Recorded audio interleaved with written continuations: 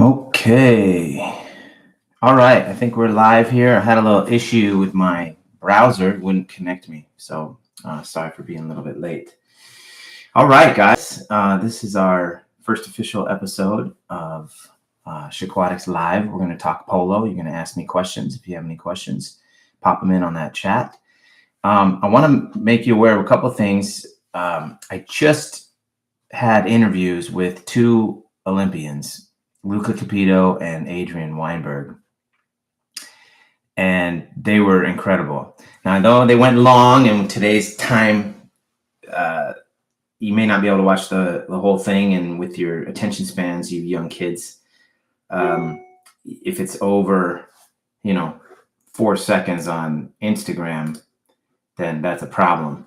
But if you can just sit there and listen, you will learn a lot. I learned a lot. So if I can learn a lot, that means you can learn a lot. One of the things in the Weinberg video you're going to want to pay attention to is his attention to his mental game.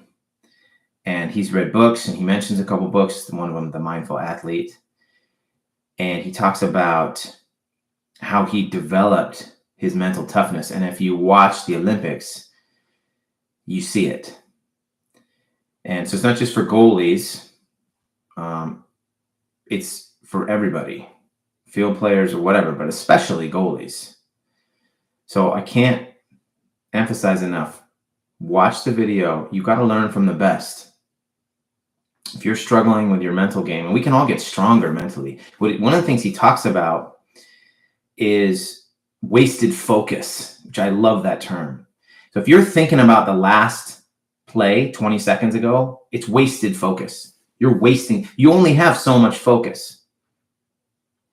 So why are you going to waste it thinking about something that happened previously? You've got to be in the moment. Okay. Well, that sounds easy, but it's not. You have to practice that. You have to practice being in the moment. You have to develop it. You have to think about it, and you have to practice it because it's not just going to be there in the biggest moments. So that was Weinberg. That was one of the things I took from him. And then I just released the Luca Capito interview. And as I told Luca, he's a well-rounded player. He does everything really well. And like he said, he's not the fastest guy out there. He's not the strongest. He's not the biggest. He's actually a little bit undersized at 6'2". I mean, that's tall for the rest of the world, but undersized for the world of Olympic water polo. But he has a confidence about him that he can compete with anybody. And he's developed that confidence through hard work and through becoming this player where he can defend, he can shot block, he can post up if he needs to. Certainly, he's got the set passes, facilitator, organizer of the offense, a little bit of like a coach in the water, organizing the offense.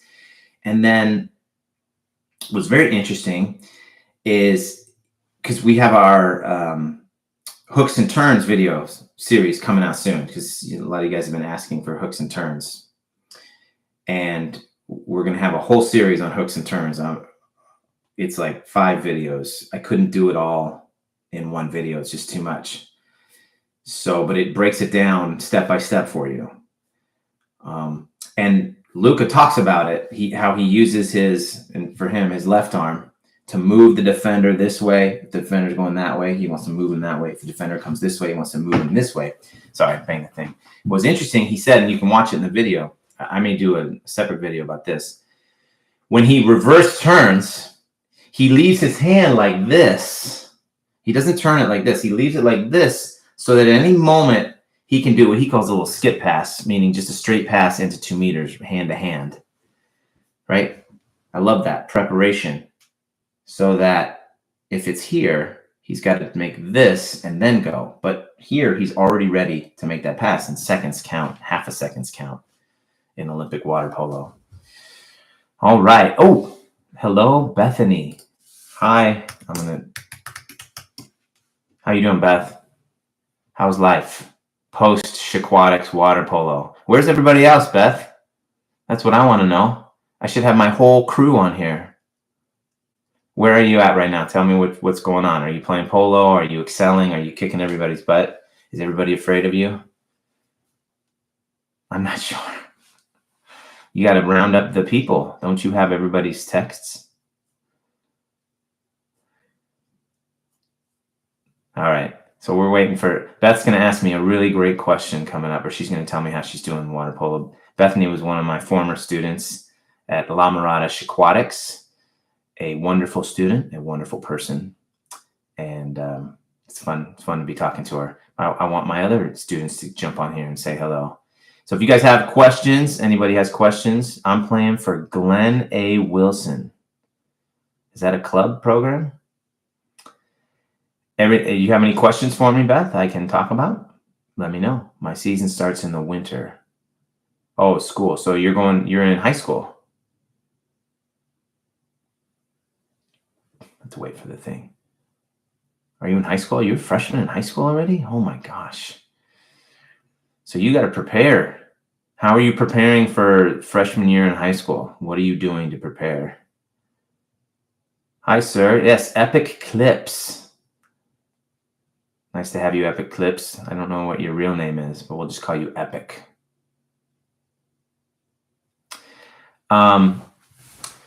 So how do you prepare for your freshman year in high school? What do you do to get ready to impress your coach? You have a brand new coach.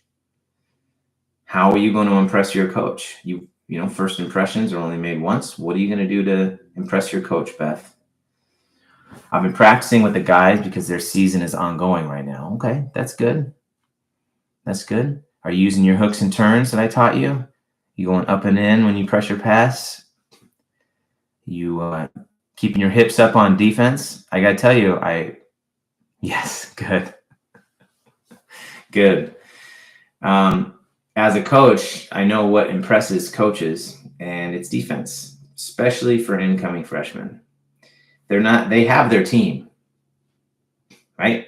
They know what they have on their team. So for an incoming freshman to come in, they want to know they can put that freshman in the game and they're not going to get scored on. They're not going to be a liability on defense. That's what they want to know first. Are you going to be a liability on defense? So if you can man up and guard your man, field block, and do those things, then the coach can be like, okay. And then the scoring, facilitating, assists, all that stuff is just gravy. That's like, oh, that's extra special. So get in there, Beth, and shut those guys down. Show them who's boss. All right. Any tips for preparing your mind for big games? Well, I talked a little bit about the Weinberg video. So Epic. If you haven't watched the interview with Adrian Weinberg, I would highly recommend you watch that, because that's what I would recommend right now for preparing your mind for big games. But like I said just a few minutes ago, you can't just prepare your mind for big games. You have to start at the beginning and prepare your mind for every game. And then the big game just becomes an extension of another game. It's all training, preparation, and then you're ready. You can't just, so it's like saying, how do I prepare my defense for big games? You can't prepare your defense for big games. If it's not prepared before that, it's not going to be there for a big game. So preparation on your mental game starts as soon as you can, right now. And what Adrian said is he read this book called The Mindful Athlete. And he talks about in a storm, in a hurricane, there's, I guess in the book, I need to read the book. I'm going to get it and read it. But from what he says, there's a storm, and in the center of a big storm is a center of calm. And so that's the visualization that you're going to have in big games, that there's a storm around you, chaos, craziness, game, spectators, referees, coaches yelling, teammates yelling, balls coming at you, whatever. And then, but inside that storm, you have to find that center of calm in your mind. and then you practice that. And one of the things, how you find the center, is being present. And one of the things they work on is focusing on your breathing. So again, you can't do this in a big game. You have to do this prior. If you're focusing on your breathing, you're totally present with yourself. That's how meditation works. So the big thing, being present. How do you be present? Focus on your breathing. Think of the visualization, being calm with all this stuff going on around you. And I would recommend reading that book and then putting it into practice when you play the games. Are you fixating on plays that happened 2 offenses ago, right? My mentality, and Beth knows this, and thank you, Beth, for getting all the Shaq people on right now. My thing was, if you got scored on, it's not time to go boo-hoo. If you get scored on, you line up and you get it back, because that's already happened. If you made a mistake, you got scored on, whatever. It's not time to drop your head, moan, saunter up to the line. No, it's get up to the line, let's go. That play's done. Like I said earlier, wasted focus. So how do you prepare yourself mentally for big games? Start today. Don't focus on things that happened. Stay present in the moment. And I'm going to add one thing Adrian didn't say. Focus on the things that you control. Don't get mixed up in the referee's calls, mistakes your teammates making, coaches yelling at you. You don't control any of those things. You control you, your effort, what you do, your focus, right? Your attention to detail, your following of the game plan, right? So focus on what you can control. And then at the end of the day, you can walk away, win or lose, with your head up if you gave the effort and you focused on what you can control and you start to calm your mind. Then you can walk away going, okay, I did my best. And that's all you want. That's what you want with sports.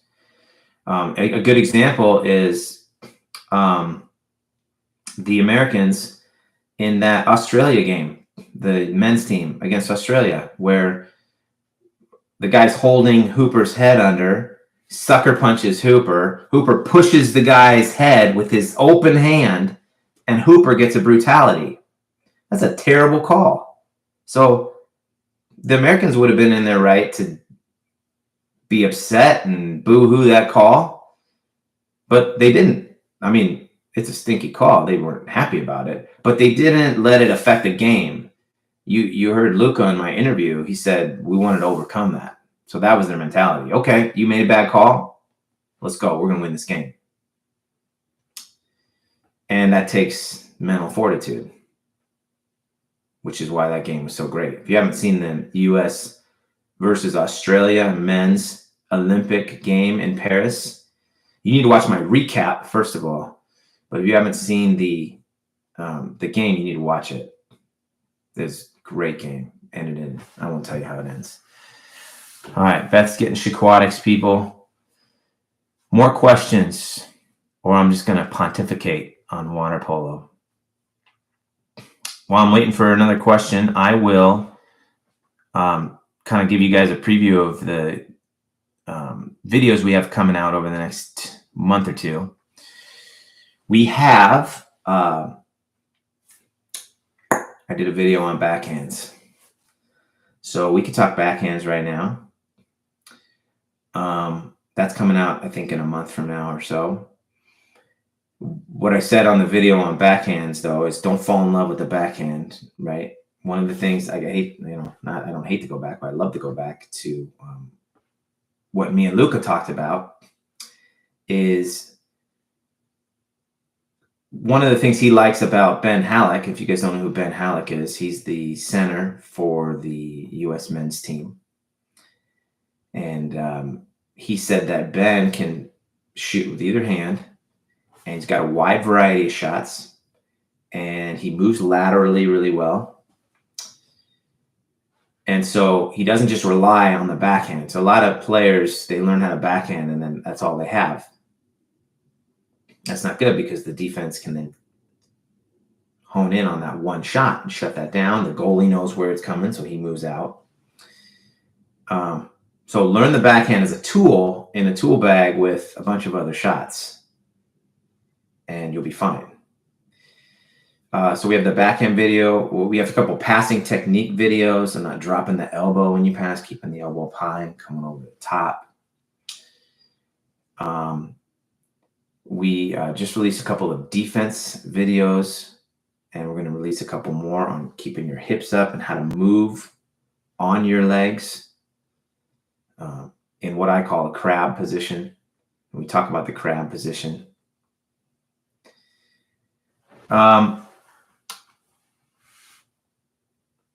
right, so we got another. I'm from Sri Lanka. Epic, you're from Sri Lanka? That's awesome. I can't. Can everyone just take a moment to see how awesome technology is? That we're on this live thing, and I get to speak with somebody from Sri Lanka. Oh no, but you're not living in Sri Lanka right now. From St. Thomas College, we're playing for the most patronized encounter in South Asia. Play between Royal College. The matches are on YouTube. All right, yeah, we'll check out the matches. I love watching water polo. All right, well, we're waiting for my Shaquatics people to come on. Let's ask me a question. Hit me up. Otherwise, I'll just talk more polo. All right, we'll keep talking polo then. Message retracted. All right, that's interesting. We have about 12 more minutes, so get your questions in now. Beth, if you're still there, have you met your new coach yet? And if so, how is he or she? Tell me about him or her. Or have you met your new teammates? Give me an idea of what's going on in high school for you.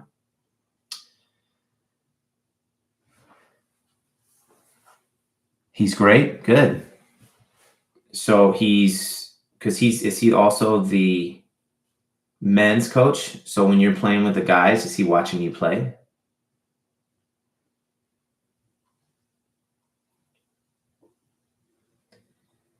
And has he given you any idea about where you fit on the team? Oh, he's all the aquatics coach. Oh wow. That's a lot. He's doing swimming too.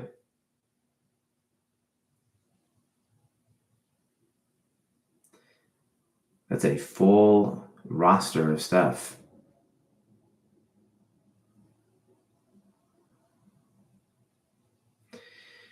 So let's talk Olympics, since we weren't on the subject of Olympians. Well, Beth's answering my question there. Let me know if let's see. My favorite players, sure. Well, I said Luka is one of my favorite players because as a lefty, my job was always to feed 2 meters and get it in the set. And Luka's role as facilitator was to feed Halleck and get it in. And Halleck was a machine. So I loved watching Luka play, looking of ways to get the ball in 2 meters. Halleck impressed me. So Halleck, he didn't score that much, but he drew so many ejections, just constant. He was an ejection machine. Is that the goalkeeper for Marko Bijak? Who is that the goalkeeper for? Serbia? I mainly focused on the U.S. team. I'm going to be really honest with you because I followed their games to do the recaps. Croatia. See, Weinberg won me over. Weinberg was phenomenal. First of all, I've never seen 3 missed penalty shots in a row before. That shootout versus Hungary in the bronze medal match. Now, I know 2 crossbarred, but the middle one, he blocked. So I'm all over Weinberg right now. That's my favorite goalie. But there were some incredible goalies. The only goalie that kind of rubbed me the wrong way was he the goalie for Australia, the one that was talking trash every time he blocked the ball and would scream and yell. And I don't love trash talk like that. I mean, a little bit of good-hearted stuff is fun, but that struck me as kind of mean. So I didn't care for that too much. I like the goalies that block the ball and then they're just like this, or the ball gets scored and they look like this. They don't change. They just stay strong. I compared Weinberg to Federer. If you guys follow tennis, because Federer is such a strong tennis player mentally. That's part of the reason he was so dominant for so many years. So let's see. What are you saying, Beth? Our team is small. We don't have enough people for a JV, so we only have a varsity team. That means you're playing varsity? Holy moly. Our boys' water polo team's goalie is very talented. He plays soccer. Nice. Soccer goalie and water polo goalie. Wow. How do you score on a talented goalie, Beth? You throw in some good pump fakes. Elbow, follow through. Right? Pump fake. Cross it. Cross cage. Catch and shoots. I try. Listen to the guys talk about catch and shoots. Azevedo said it repeatedly on his commentary on the Olympic Games. The catch and shoot is deadly. And Dayon, the men's coach, the U.S. men's coach, would get on the guys. He'd say, why aren't we catch and shooting? Why are we holding the ball? Right? Catch and shoot's deadly. And what Weinberg said, which was interesting, is that the catch and shoot sets up everything else. So if the goalie knows you have a good catch and shoot, that's in the back of his mind. So as he's crossing to you, he's prepared for that catch and shoot. So then when you throw in the pump fake, that pump fake becomes way more deadly. Whereas if all you're doing is a pump fake, then the goalie, you become predictable. The catch and shoot makes you unpredictable. So set the goalie up with your catch and shoot. Like, I cannot emphasize that enough. Get lethal with the catch and shoot, and then pepper in all the other nuances with your pumps. Yeah, is no left-handers an issue? I've been talking in Team USA. I've been talking about this for a long time. And again, I got to give credit to Azevedo. He made an interesting point that he thinks Weinberg would have been more prepared to block lefties had Team USA had a great lefty on their team, because he'd be blocking lefties in practice more. And to a certain extent, Weinberg agreed with that. Now, to a certain extent, Weinberg said the lefties in the Olympics are so stinking good, it might not have mattered. But he said it couldn't hurt. I mean, it makes sense. So not only are we hurt from the standpoint of the 6-on-5, it's such an advantage not to have to catch cross-face. You know, the 5-6 position on that man up, when you have lefties there, they're just catching it and releasing. Talk about catch and shoot. That's a way better catch and shoot, way better angle on the goal. It's just an advantage. It's a fact. There's just no getting around it. It's a huge advantage to have lefties. I heard that we had some lefties in contention, but they didn't make the team. I heard that defensively they couldn't quite make the cut, and this team wanted to make their bones defensively. So they didn't want to sacrifice defense just to have some lefties. So my hope is that in 4 years we can find some lefties who can be complete players, good enough to make the team. Because there's no reason why we shouldn't have wonderful lefties. At least one. Give me one in a country of 330 million. All right, UConn club coach here. One-room schoolhouse of California players and kids from Connecticut that have never played before. Thank you, Coach Jeremy. I appreciate that. And let me know, Jeremy, if I could do a video your kids need. Message me, and then I'll see if I can add it to the list, or if there's something you want me to talk about more. I love helping out new players. We have that new playlist for new players, which I highly recommend. It's got tons of stuff. And then, Coach, I just added a playlist called Terminology. So if you want your players to learn the terminology of water polo, and you don't want to have to go through it all, you could point them to that playlist. That would save you a ton of time if they watch that. Stuff like ball side drive, weak side, balance out, wet shots, setting the ball. I go through it all. Just all the words that you would want, things that you'd want to say during a game to your teammates, way weak, stuff like that. So that's a good one. I'm really humbled by the coaches that watch, and from my perspective, kind of we're all in this together. So if you have tips for me and the other coaches on how you do a certain thing or how you handle a certain situation, message me on that and I'll spread the word. There's so many great coaches out there, and we're so devalued at the high school level, at least in California. They don't pay coaches anything.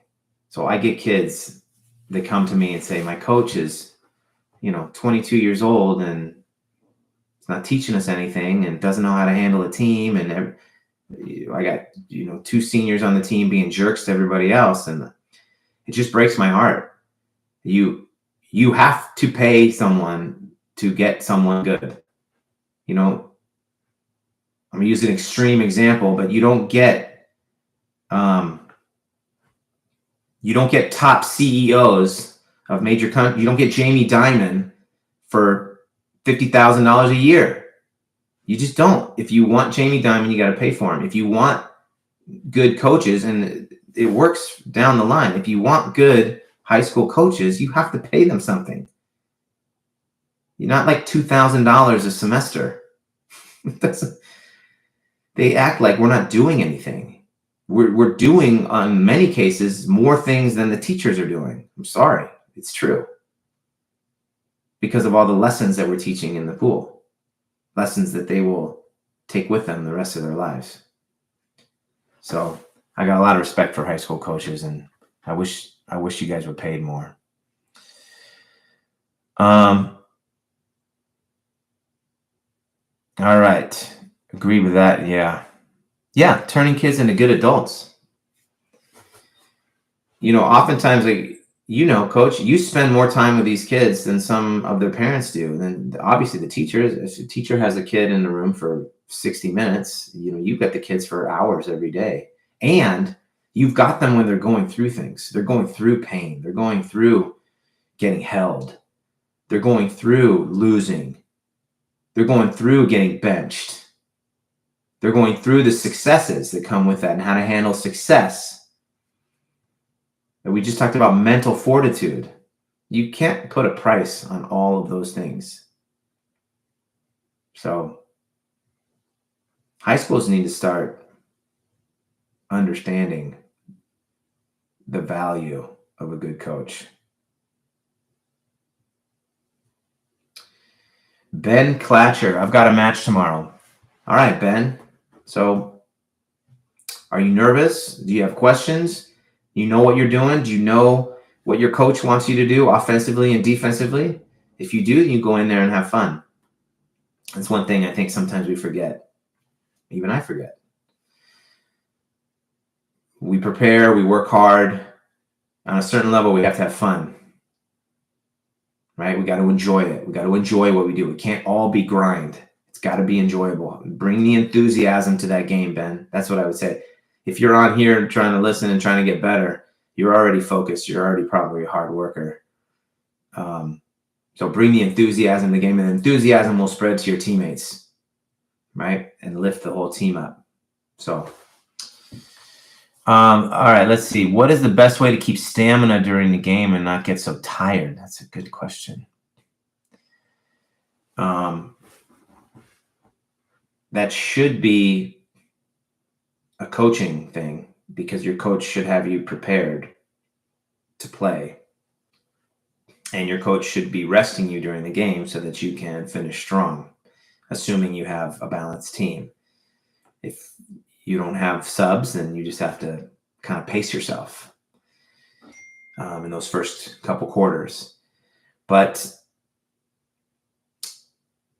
I'll point you to what Adrian Weinberg said to me. He said that he thought his legs were strong when he started working out for Team USA, and then he said that he had to take it to a whole new level of working out, just his intensity.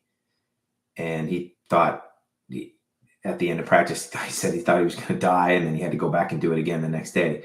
So to increase your stamina, you have to approach practice with maximum intensity.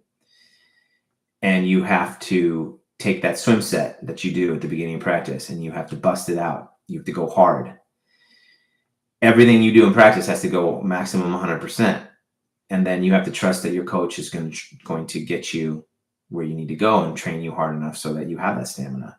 If you don't have the stamina, I think you could go into your coach during office hours and say, I need more.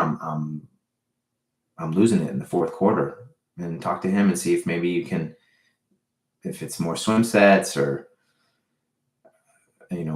more weight room, if your muscles are breaking down. I learned in college, I wish I'd have known this before, my muscles broke down towards the end of the season. So I would work out really hard in the off season. And then, you have like a 2-3 month season. About halfway through it, I would stop lifting weights. The schedule just got strong, and I just wasn't lifting because we weren't lifting as a team. And I got considerably weaker at the end of the season. So if I had to do it over again, I would have continued lifting weights the entire season to keep my muscle mass up. Because you're working out so hard, you just, it goes, it just like melts off you. Train like you fight, fight like you train. I like that, coach. Train like you fight, fight like you train. It's good. It's another way of saying you got to practice like you play. Yeah. If you're doing things in practice, kind of, sort of 90%, 80%, it won't be there for you in the game.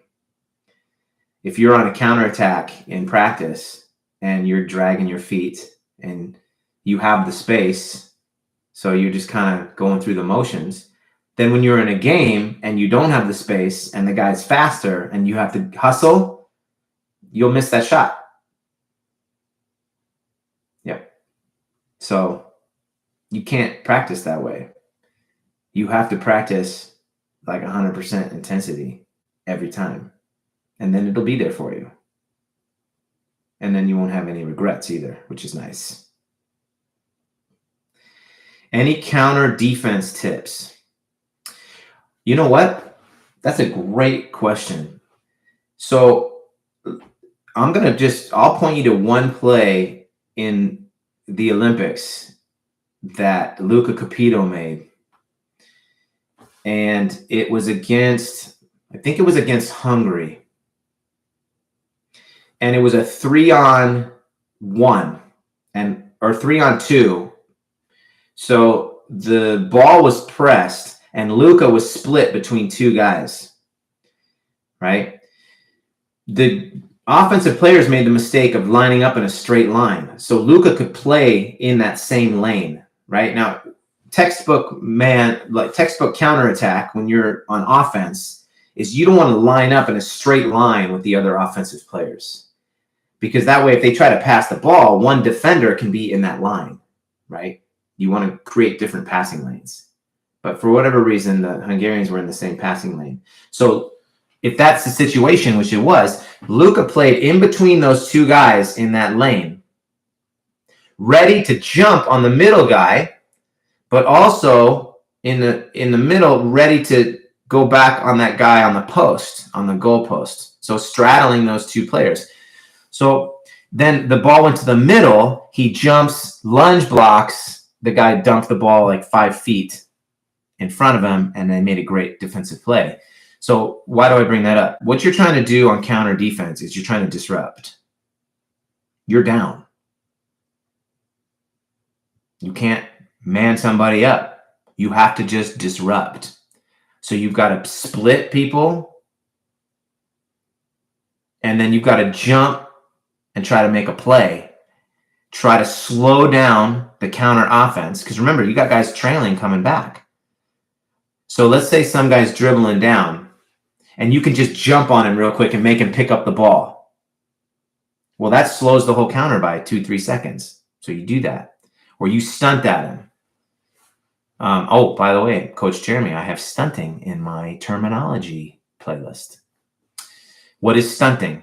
Stunting is where you fake like you're going at a guy, but you pull back so you don't commit to him. What you're trying to do, if a guy's dribbling down, you're trying to make the guy pick the ball up and make him think you're coming on him. So you fake, take a stroke or two at him, boom, and then pull back so that you can cover up the guys closest to the goal. Well, if the guy picks the ball up, you're hoping that the trailing defender can catch up to that. So you use your stunting, you play in the lanes, you jump, you disrupt, you try to make a play. And listen to your goalie, because your goalie will give you instructions on where he wants you to go. Because he may have a guy he wants to shoot the ball. So he may say, press 5 because I want 3 to shoot the ball because he knows 3 is the weakest shooter. So you listen to your goalie in that situation. Great question. Great question. All right, guys, if anyone has one more question, I'll do one more. If not, we can sign off. And I plan on doing this once a month if it goes well. So have your questions for me. Jump on the first Saturday of every month. Let's try it for a little bit and see how it goes. The anticipation, yes. Anticipation plays a huge role on counter defense. But you also have to move. I'll just say this last thing. Move when the ball's in the air. So if you see that Cupido play, the ball's in the air and he's already moving to the guy to get to him. He doesn't wait till the guy catches the ball. Any plan on utilizing in game with your wing players? The 2-meter goal box is in effect. Yeah, I would use the 2-meter penalty box the same way I saw it being used in the Olympics. So they would have, if you're outside that box on the man up, let's say, they would have that if you went 6 in or 1 in, they would just leave that guy in there. It's a huge advantage, right? Because before you had to come back out, then catch the ball, then go back in. But now if you're outside that box, right? So if I'm at 6, let's say I'm the lefty, and I go 6 in, and I'm outside that box, I pass the ball out, I stay in. Max Weinberg stayed in. So that when he catches that ball, he's already ready for a catch pass to that to the post player that's moved in. And what I saw, they really moved really close in. I don't know if you noticed that, Coach. They would, like that post player, the Max Irving on the 6, he'd be right on that lane line. So the post player would almost be inside the goal by the time he was shooting that. Did you see that? That was weird to me. And that's because I think they were able to stay in, right? Back in the day when you move out, you can't get all the way to the lane line. I mean, that would take too long. But now since you're right in there, so that's the big thing, is that you can stay outside that box so you can stay in, and then make sure you instruct your post players, get all the way in as far as that 6 player or the 1 player's in. So you're inside that goal by the time you're catching it. It's just like an easy. It's interesting. The rule change is throwing me a little bit, but it's interesting. I'll say one last thing and then we'll end it today. Yeah, good. Let me know how that goes. I'll be curious.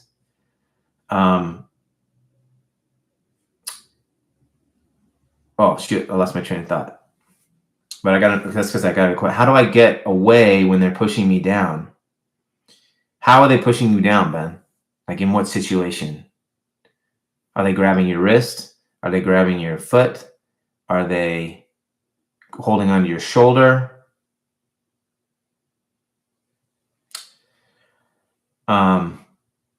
Shoot, what was I going to say about the 6 in? Oh, I was going to say about the rules while Ben's doing that. Follow up with me, Ben, on that question. Give me one more color on that.